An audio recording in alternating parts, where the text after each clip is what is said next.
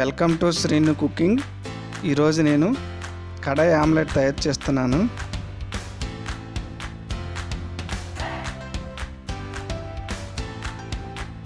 కడాయి omelette ఉంటుంది, చాలా వెరైటీగా ఉంటుంది, చాలా టేస్ట్గా ఉంటుంది.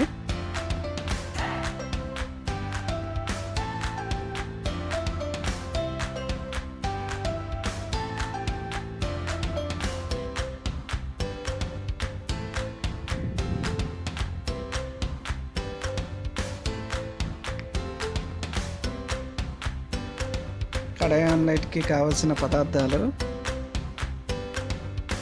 పచ్చిమిర్చిని చిన్న చిన్న ముక్కలుగా తరగాలి.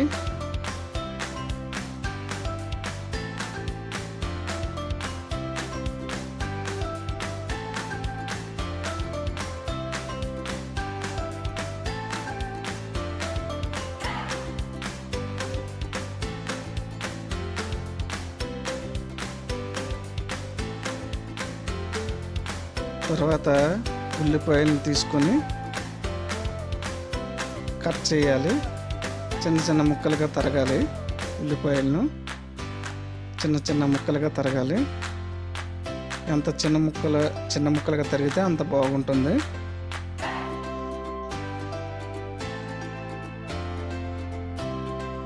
అయితే ఇప్పుడు 4 ఆమ్లెట్ వేయాలనుకుంటున్నాను. అంటే 2 ఎగ్గలు చొప్పున 8 ఎగ్గలు 4 ఆమ్లెట్లు వేస్తున్నాను.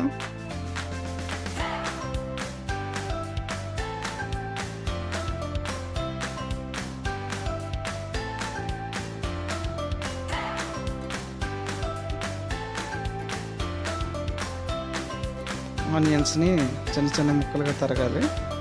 చూడండి, చాలా చిన్న ముక్కలుగా ఎంత చిన్న ముక్కలైతే అంత బాగుంటుంది.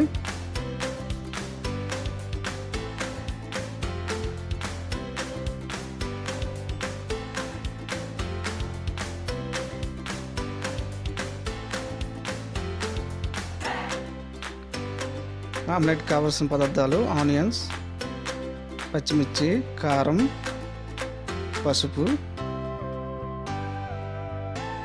పచ్చిమిర్చి అనేవి వేసి మొత్తం కలపాలి.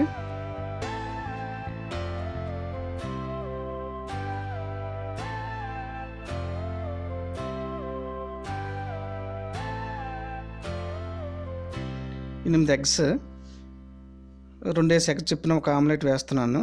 ఒక గ్లాస్ తీసుకొని అందులో ఉల్లిపాయ ముక్కలను వేయాలి. సాల్ట్, పసుపు, కారం, 2 ఎగ్స్, 2 ఎగ్లు వేసుకోవాలి.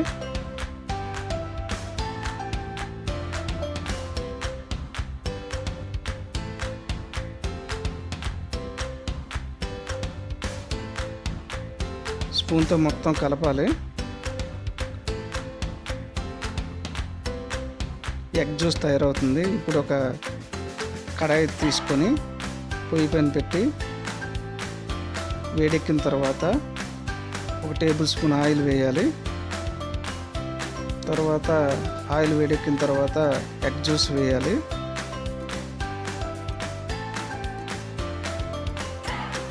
ఇప్పుడు స్పూన్తో కడాయి మొత్తం సర్దాలి. స్పూన్తో సర్దాలి మొత్తం.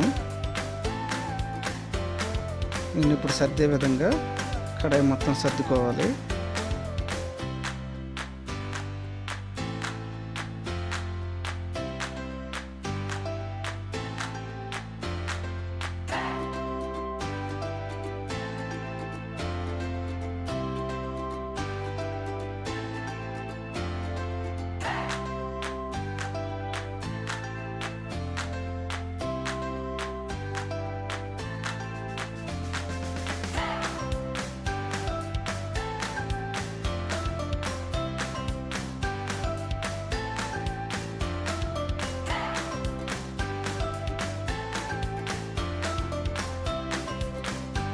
ఇంకా మిగిలిన నలుసు ఆమ్లెట్ మొత్తం సర్దాలి. ఇలా తిప్పుతూ సర్దాలి. ఇదంతా మీడియం ఫ్లేమ్లో ఉడికించాలి. చూడండి ఆమ్లెట్ మొత్తం కదులుతుంది. కదిలేటప్పుడు మాత్రమే మనం గరిటతో తిరగలు వేయాలి. సింపుల్గా తిరగలు వేయవచ్చు.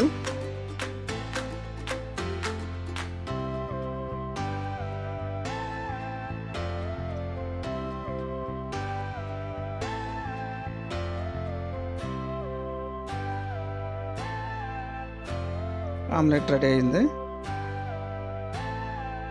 Next second omelette. గ్లాస్ తీసుకొని సేమ్ ప్రాసెస్ సాల్ట్, పసుపు, కారం వేసి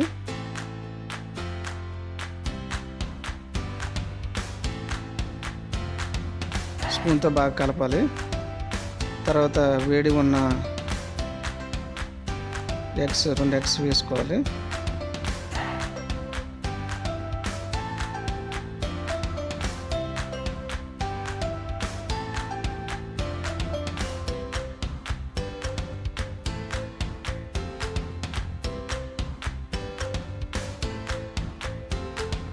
వేడిగా ఉన్న కడాయిలో ఎగ్ జ్యూస్ వేయాలి.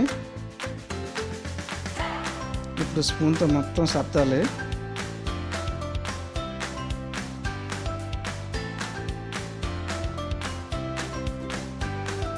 సో కడాయి ఆమ్లెట్ రెడీ అయింది.